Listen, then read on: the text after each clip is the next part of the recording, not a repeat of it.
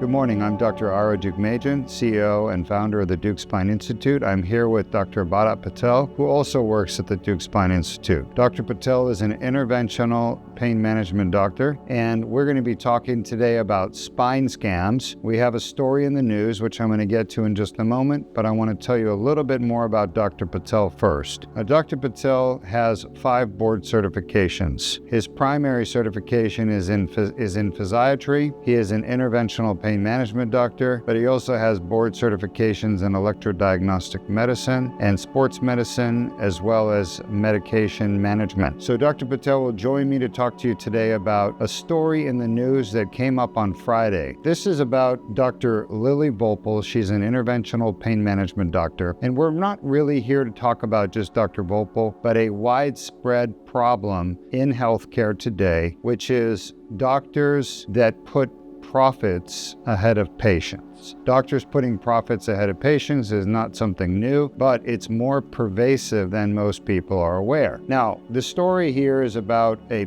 interventional pain management doctor here in Brevard County, and the practice of this doctor is just 20 minutes away from our office, which is why the story here sort of hits home. But it raises serious concerns about interventional pain management and, frankly, any type of doctor that's going to put profits ahead of patients. It turns out that there are now 12 patients that have been confirmed to have contracted hepatitis C. Now, hepatitis C, for those of you who don't know, is a very serious viral infection that once you contract hepatitis C, there is no cure. The virus will eventually destroy your liver and you will die from the virus. It's just a matter of time. There are some medications that can be given to slow down the course, but this is literally a death sentence. What Dr. Volpel did to basically expose these patients to the virus is totally unacceptable, but unfortunately it happens all the time in every city around America, and people need to be aware of this. Doctors are cutting corners. They're reusing instruments that shouldn't be reused. They're not maintaining sterile technique or sterilizers so that they can clean the instruments properly. And we're going to talk a little bit about the mistakes that were made, in this case in the news for this story, but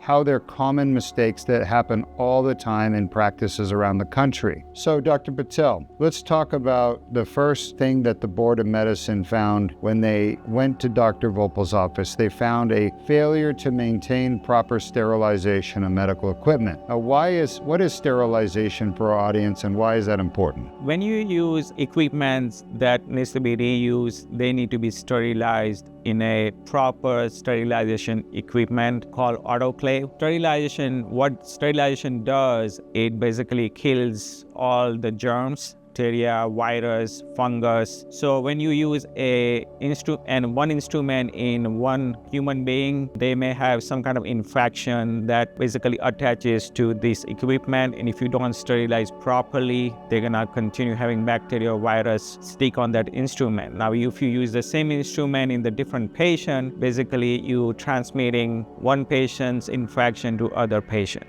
So sterilization is significantly important. You have to use proper sterilization technique, proper sterilization equipment. You also have to maintain this equipment. If you use any equipment, if you don't maintain, obviously they start malfunctioning and not doing proper job. In this case, the Board of Medicine found that the sterilization equipment was old, it was not used properly, it was not done through the quality assurance where you have to use certain methods once or twice a week to confirm that the sterilization equipment is working properly. Now, in this case, did Dr. Volpel not maintain proper sterilization because she wanted to harm the patients, or is it more to save money and not spend it in this area so that she could take home more for herself? I'm sure she didn't mean to harm these patients, but the second thing you said about saving money and make more money for herself is probably the most common cause, I would say, of the reason she did that. Yeah, we see it all the time. not in our practice at Deuk Spine, because we actually spend the money needed to do proper sterilization. We have two of the best sterilizers that money can buy, made by BellyMed, and we have also a Tuttenauer sterilizer. We have a team of people that's full-time job is to sterilize equipment properly, and we have a risk manager who comes in and makes sure that we're doing everything properly on a routine basis. So it can be done well, it can be done properly, but it costs a lot of money in terms of personnel, supplies, and equipment to do it right. So one of the easiest ways for pain management doctors, for example, to save a buck and make more profit to take home for themselves is basically to cut the corner on sterilization, which I think is certainly a possibility of what happened here. Now, the second issue that the Board of Medicine found was that she was reusing single-use medical supplies and improper needle disposal at her practice. So tell us about why would a doctor reuse single-use medical supplies? Again,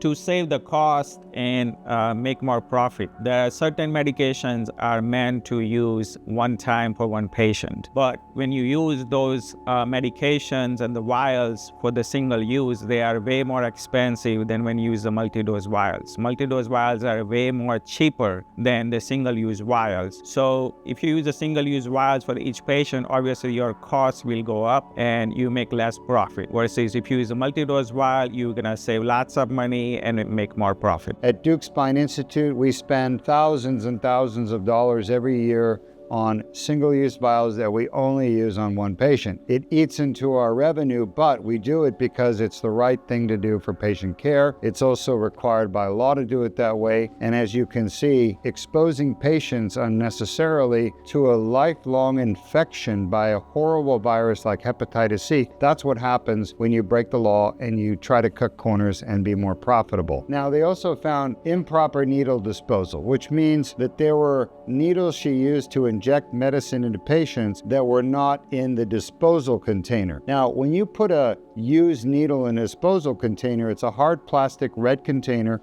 You cannot get it out. Once you put it in, it's gone. And the fact that she was using these pain management needles and putting them on the side and not putting them in the red container means that she was basically trying to save some money. And those needles are expensive, by the way. She was trying to save money by kind of saving them on the side and reusing them in patients. Now, she also had expired and contaminated medical equipment, like her crash cart. It's like a toolbox, but it's full of medications that we grab when a patient's having an emergency. They're dying, for example, of a heart attack. So we grab the crash cart and we take the medicines out of there and we use them to save the patient's life. And what did they find, Dr. Patel, with her crash cart? When they looked in the crash cart, she had medications that were expired. Again, the crash cart needs to be examined at certain time, making sure you don't have expired medications. They also found pads that you use during the defibrillation or something called AED. There's another machine that saves the life. So they did find the expired medication, they did find the expired pads. Again, these medications in the crash carts are very, very expensive. If you have an expired medication, when you throw it out, when you put the new one, obviously you're spending lots of money to keep up these medications and crash cart up to date. So again, cost-saving measures that was done. The last two things include a lack of hygiene and hand washing facilities. The most concerning is a lack of risk management and oversight. So basically, facilities like ours that do procedures for patients in pain, we do invasive procedures. We all have risk managers. We're supposed to have risk managers, which are nurses that have special training and expertise in basically keeping patients alive and safe. They didn't have any of that. And again, that's an expensive feature that we all pay for, but unfortunately, it's a way for some doctors to cut corners by not having proper risk management to protect patients from injury. Anything else you want to add, Dr. Patel? As Dr. Deuk said, you have to spend money to keep everything up to date, keep the infection minimally or zero, but you have to spend money, and unfortunately, you make less profit, but it's best for the patients. As Dr. Deuk said, you don't want to give patients any lifelong infections that can